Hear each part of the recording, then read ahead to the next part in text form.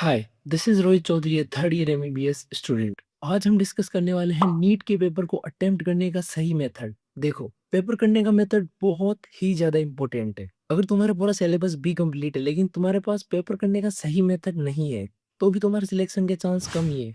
तो मैं वो चीजें बताने वाला हूँ जो लास्ट में मैंने खुद ने अप्लाई की थी। मेरे टेस्ट में कभी भी 550 प्लस नहीं आए थे, बट मेरे नीट में सीधे 640 मार्क्स आए। अगर पेपर करने का तरीका सही है तो सिली मिस्टेक्स भी नहीं होंगी। तुम्हें पेपर खोलते ही सबसे पहली चीज ये करनी है कि एक बार 1 मिनट के लिए पूरा का पूरा पेपर पलट के देखना है कि कौन सी सब्जेक्ट लेंदी आई है, कौन सी सब्जेक्ट इजी है, कौन सी सब्जेक्ट हार्ड है। इससे तुम्हें एक बार के लिए पूरा ओवरव्यू मिल जाएगा कि किस सब्जेक्ट को कितना टाइम देना है और किस हिसाब से सोल्व करना है। ये इसलिए इंपॉर्टेंट है, मान लो कि तुमने सबसे पहले ही बायो खोली और तुमने उसमें ही 1 घंटा लगा दिया सही से सारी चीजें अच्छे से करने के चक्कर में, और मान लो कि फिजिक्स और केमिस्ट्री बहुत ज्यादा लेन दिया गई, तो तुम्हें बाकी चीजें करने का टाइम ही नहीं मिलेगा। अब एक बार पूरा पेपर देखने के बाद तुम्हें सबसे पहले ये करना है कि तुम्हें जो सब्जेक्ट अच्छे से आती है, मतलब जो सब्जेक्ट तुम्हारी अच्छे से स्ट्रांग है, बायो स्ट्रांग है, केमिस्ट्री स्ट्रांग है या फिजिक्स स्ट्रांग है, जो भी सब्जेक्ट तुम्हारे सबसे ज्यादा अच्छे से स्ट्रांग है उससे स्टार्ट करो।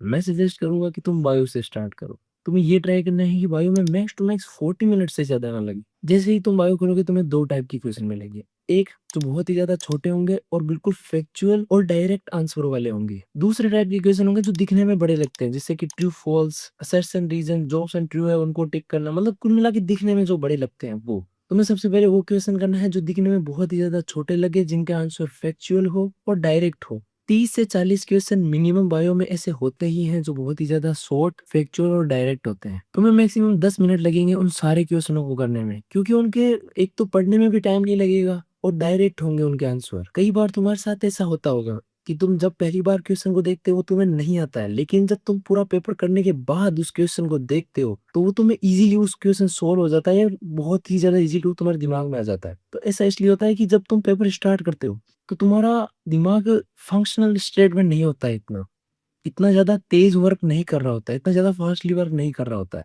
लेकिन जैसे जैसे तुम क्वेश्चन सोल्व करने जाते हो तुम्हारा ब्रेन बहुत ही ज्यादा एक्टिव हो जाता है, वो सारी चीजें एक एक करके दिमाग में याद आने लग जाती है। तो शॉर्ट क्वेश्चन का मेनली यही रीजन है कि जैसे जैसे तुम शॉर्ट क्वेश्चन, ये तो है नहीं ये तो तुम्हें आएंगे या नहीं आएंगे, लेकिन जब तुम उनको करोगे 30 से 40 क्वेश्चन तुम्हारा दिमाग फंक्शनल स्टेट में आ जाएगा, जिससे कि ट्रू फॉल्स, असर्शन रीजन और उन क्वेश्चंस में मिस्टेक्स नहीं होंगी। और मान लो कि तुम्हें इनमें से कोई क्वेश्चन नहीं आ रहा है तो तुम उसके चारों ओर सर्कल कर दो बड़ा सा, ताकि जब तुम लास्ट में उसको करो, मान लो लास्ट में तुम्हें टाइम मिले, पहली बार तो उसको ढूंढने में टाइम वेस्ट ना करना पड़े, डायरेक्ट वो तुम्हें क्वेश्चन मिल जाए और तुम उसको सोल्व कर दो इजीली। और इसके अलावा मान लो तुम्हें कोई क्वेश्चन में डाउट हो तो उसको भी टिक कर लो, बट उसमें उसमें ऑप्शन को भी टिक कर लो जो तुम्हें लग रहा है कि हाँ इन दो में से हो सकता है, तो उनमें से तुम्हें जो ज्यादा अश्योर हो उस पर टिक कर दो, ताकि मान लो बाद में लास्ट में टाइम ना भी मिले तो भी तुम ओएमआर भर सको। मान लो अब 10 मिनट हो चुके हैं, तुमने सारे शॉर्ट क्वेश्चन भी कर लिए, अब तुम्हारा दिमाग काफी ज्यादा प्रिपेयर हो चुका है ट्रू फॉल्स और असर्शन रीजन वाले क्वेश्चंस के लिए। अब तुम बड़े वाले क्वेश्चनों को भी कंप्लीट करो अच्छे से, और जो नहीं आ रहे हैं और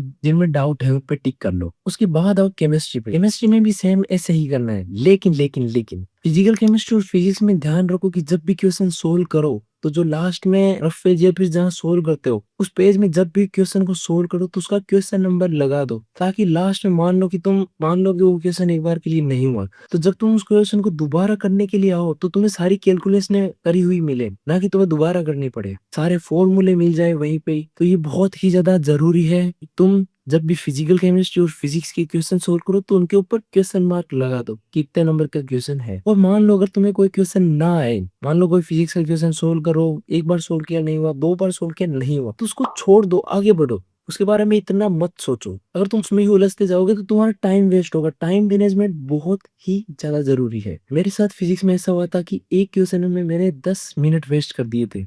वो क्वेश्चन उस टाइम बिल्कुल भी नहीं हुआ, कोई आइडिया नहीं लगा, लेकिन जब मैं पूरा पेपर कंप्लीट हो गया मेरे दिमाग में से था कि एक क्वेश्चन छोड़ना है और वो ये क्वेश्चन छोड़ना ही है, लेकिन मैंने लास्ट में पेपर कंप्लीट करके उस क्वेश्चन को करने का ट्राई किया तो वो इजीली मेरे से हो गया। कुल मिला के यही है कि एक बार के लिए उसको छोड़ दो, एक बार सोल्व नहीं या 2 बार सोल्व नहीं, उसको छोड़ दो, आगे बढ़ो। मान लो कुछ समझ में नहीं आ रहा, दिमाग बहुत ही ज्यादा हैवी हैवी सा लग रहा है, एक क्वेश्चन क्या नहीं आ रहा, 2 क्वेश्चन 5 क्वेश्चन, मतलब काफी ज्यादा दिमाग स्ट्रेस में आ गया है, तो 2 मिनट आंखें बंद करो, एकदम रिलैक्स होके, बिल्कुल कुछ भी मन में नहीं चलना चाहिए, बिल्कुल शांत, अनुलोम विलोम कर सकते हो तो इससे तुम्हारा ब्रेन बहुत ही ज्यादा रिलैक्स होगा। देखो यार, पेपर में जितने ज्यादा हो सके उतने मार्क्स करो, तुम्हें तुम्हारे लिए है वो पेपर, किसी को दिखाने के लिए नहीं है वो पेपर।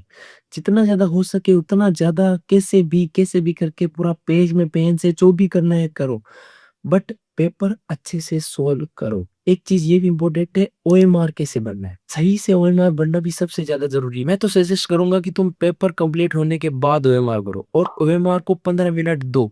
चाहे कितने भी क्वेश्चन हो रखे हो या ना हो, पर 15 मिनट ओएमआर भरने को दो ही दो। मान लो तुम एक सब्जेक्ट की और उसके बाद ओएमआर भर रहे हो और मान लो कि एक क्वेश्चन गलत भर गया तो तुम्हारा पूरा दिमाग खराब हो जाएगा, तुम बाकी की सब्जेक्ट नहीं कर पाओगे। तो मैं तो सजेस्ट करूंगा कि तुम पेपर कंप्लीट होने के बाद ही ओएमआर भरो। मेरे जो माइनर टेस्ट होते थे उनमें मेरे एक या दो क्वेश्चन ओएमआर में गलत होते ही थे, तो मैं तो ऐसे करता था लास्ट में कि मैंने नीट के पेपर में ऐसे किया था कि पहले क्वेश्चन पढ़ा, उसका आंसर देखा कि 11th नंबर क्वेश्चन का आंसर है ऑप्शन नंबर 3, तो वही चीज मन में बोलते हुए ओएमआर में 11th नंबर क्वेश्चन का ऑप्शन नंबर 3। तो इससे एक भी सिली मिस्टेक्स नहीं होती है। पहले जो सर्कल है उसमें बाहर की तरफ पेन से करो और फिर अंदर की तरफ भरो, इससे तुम्हारा ओएमआर गलत नहीं होंगे और बहुत ही ज्यादा जल्दी से भी ओएमआर भरती है। तो भी क्वेश्चन तुम्हें ऐसे लगे कि बिल्कुल भी कभी भी पढ़ा नहीं हुआ है, आज तक कभी भी छेड़ा भी नहीं हुआ है, कभी देखा भी नहीं हुआ है, तो उसको मत करो, वो मोस्टली गलत ही होगा। लेकिन जो थोड़ा बहुत भी देखा देखा सा लग रहा है तो उसमें तुम ये चीज कर सकते हो कि ऑप्शन एलिमिनेशन को यूज कर सकते हो, मतलब एक एक करके ऑप्शन को एलिमिनेट करो और मोस्ट प्रोबेबली तुम्हें दो ऑप्शन मिल जाएंगे, उनमें से ही होगा आंसर। बाकी यार, best of luck for the paper.